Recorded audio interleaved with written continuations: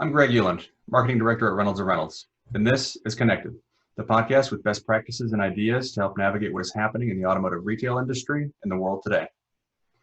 As the COVID-19 virus continues to change our world and how we live and work daily, this podcast discusses ways to continue operating in this unprecedented social environment. On today's episode, we have with us Chris Walsh, Vice President and General Manager of Naked Line Marketing. Chris, thanks so much for joining us. Oh, you're welcome, Greg. Thanks for having me. Yeah, absolutely. So Chris, life has changed in so many ways for everyone that we couldn't have imagined just a few weeks ago. How have things changed at Naked Line? Well, I mean, it's certainly a different world than it was a couple of weeks ago in numerous ways. Our daily routines have been disrupted tremendously. But I think in some degrees, there's a lot of things that haven't changed, and some of the things that haven't changed are, as a company, our focus on our associates and our customers, and our associates' focus on delivering, quality service to our customers. So that hasn't changed.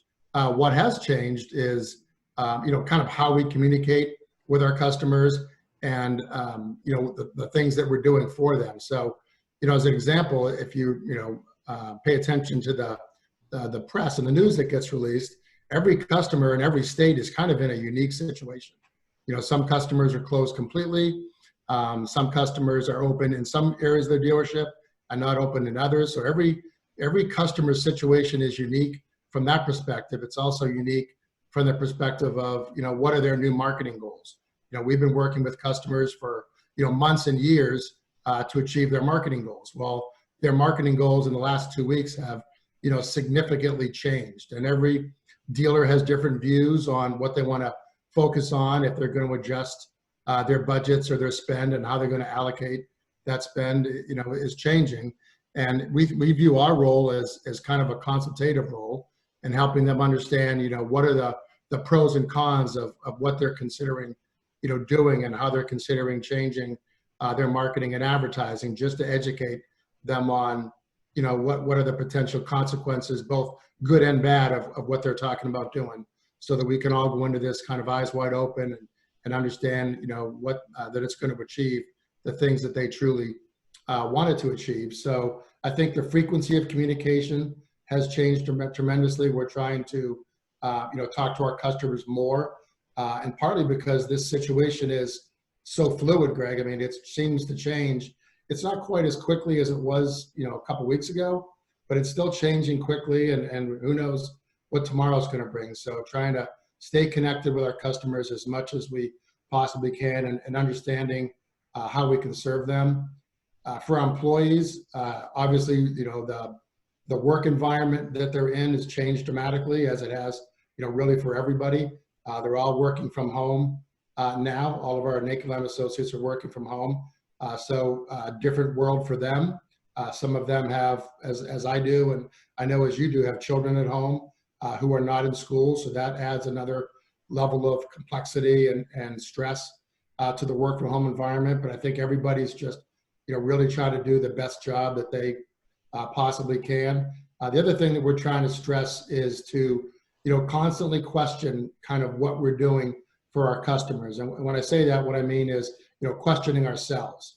Is this the right thing to do based on what they're trying to accomplish at this specific moment, given the situation and facts that we know right now, and it's going to change. So just constantly questioning what we're doing. Is it the right thing? Is going to help them achieve their goals, and try to maintain the focus on the safety of our associates, making sure that everyone's healthy and safe. We're in a good situation in that I put together a work from home program about a year ago. So almost all of our associates, probably north of 80%, had the equipment and everything that they needed to work from home. So when it got to that point and we were telling people to work from home, it was really very undisruptive for us. It was just, a different work environment versus coming in to the office. We didn't have to do much with allocating equipment or any kind of technology. So that certainly worked in our favor, and that made it a somewhat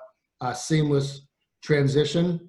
And since they're doing this, they can, remotely, and they can continue to function that way. There's really been no interruption to the level of service or, in my opinion, the quality of the service that we're delivering for our customers. That's great to hear. That's great to hear. And I assume that goes for both your kind of office-based associates, and Naked Lime also has, you know, a big presence in the field with the account management team. I assume that carries over for those folks as well in the field. Yeah, it does. It's, you know, different from them just because, you know, they're salespeople, so they're used to being in their cars and or airplanes and driving around and interacting with lots of different customers throughout a typical day. Now they're you know, working at home like everybody else is, and it's, you don't have the face-to-face, you know, kind of selling motion that they're typically used to, which for some people is a struggle. You know, salespeople are kind of you know, are type A type people. Not that we don't have that on the operations side, but it's a much more difficult transition, I think, for some of them to work in this kind of an environment. But, you know, we've got phone, we've got email, we've got things like Zoom and WebEx that we're trying to leverage all the different communication channels that are available to us. We're also gives us an opportunity to provide to them some online learning opportunities so that they can continue, you know, to kind of sharpen their skills, whether it's on sales skills or whether it's on digital marketing products and things that are going on in the industry and trends that we're seeing out there. We have pretty tight relationships with Google and Facebook and companies like LinkedIn. So we have resources available through them to help us educate, you know, both our operations and our field teams so that they can be more consultative with their customers. And from a sales perspective, that's really been the way we operated for years now, is to, you know, it's a consultative, you know, sales approach where we're trying to, you know, educate them on what's going on in the market and different ideas that they can adopt to achieve their unique marketing goals. So we haven't really seen any dip in productivity from a sales from the sales team. It's just a, you know, like it is for everybody else, a different way of interacting with customers, and frankly, a way that they're not used to.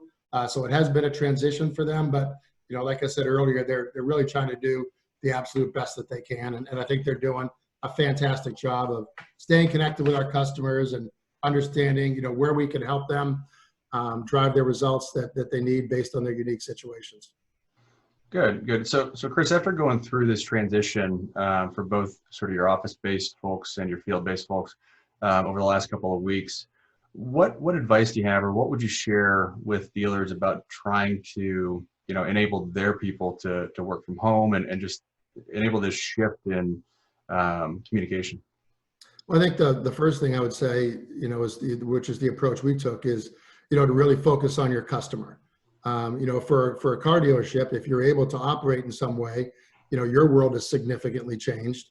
And, you know, how do you stay connected to those customers that, you know, maybe don't want to come into the dealership either because, you know, they're just scared to interact with anybody outside of their home. So, but they do have needs, transportation needs, whether it be for a new car or a new used car, or servicing, you know, a vehicle so that they can, you know, get around and run their life. So they still have, you know, specific needs. So how can you focus on those customers, you know, given the new world? So, you know, making sure that they understand, you know, how to reach you.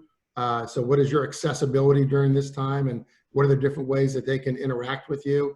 And, you know, really just putting out there, you know, how can you serve them, and what are the steps that you've taken as a business to protect, you know, a dealership's associates, you know, to keep them healthy and safe if they're able to be there. And if customers are able to come in, whether it's for sales or service, you know, what have you done to make sure that the environment that your customers are coming into is also safe and healthy for them, so that they're going to feel protected, you know, taking care of whatever transportation needs they might have to have. And I think the second thing would be to understand, you know, what are the technology needs that your associates have if they are going to be working from home, and how can you help them, you know, get those technology pieces that they need so that they can continue to function in, albeit in a new way, but continue to function and interact with their customers, you know, the absolute best that they can. That's good. And thinking about, you know, customers, consumers, and their needs, is there anything that you've seen overarching, you know, ways that maybe Naked Lime is changing or recommending dealers change in their communication channels or their messaging? You know, anything kind of overarching?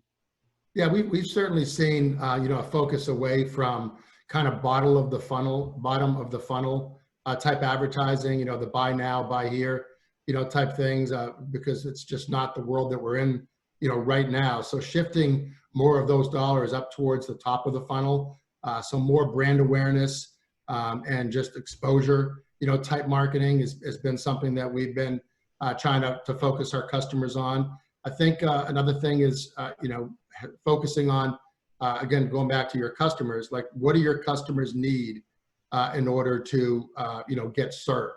So what are the things that you can do to help them moving away from, coming into a dealership, but there are certainly things that you can do to help them, in the world that they're in right now. So a lot of it's going to be a service. Some of it could be, educating them on things that they can do in different ways. So primarily the shift has been away from towards, kind of top funnel type advertising versus, bottom of the funnel type advertising.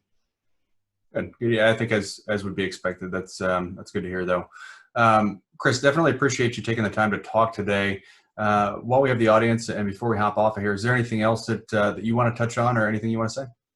No, I just wanted to say, to everybody out there, we appreciate your business. We appreciate your patience as we kind of all get through this together. I do think we're going to get through it together, but it's going to require us all to, obviously operate differently. I think it's going to require us to have a little bit more patience with each other as we kind of figure out how we navigate these waters. But I think understanding that everybody's doing the absolute best that we can, for our associates, understanding that, dealers are really challenged right now and operating in the world that we're in. And it's having a pretty dramatic financial impact on them that's impacting not only their business, but it's impacting real dealership associates.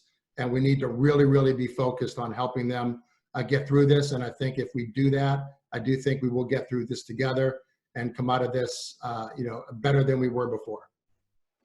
Great. Well, Chris, thanks again for your time. I really appreciate you coming on. Thanks, Greg. Enjoy your day. All right, you too. Take care. This has been Connected. Stay safe, and we'll see you on the next episode.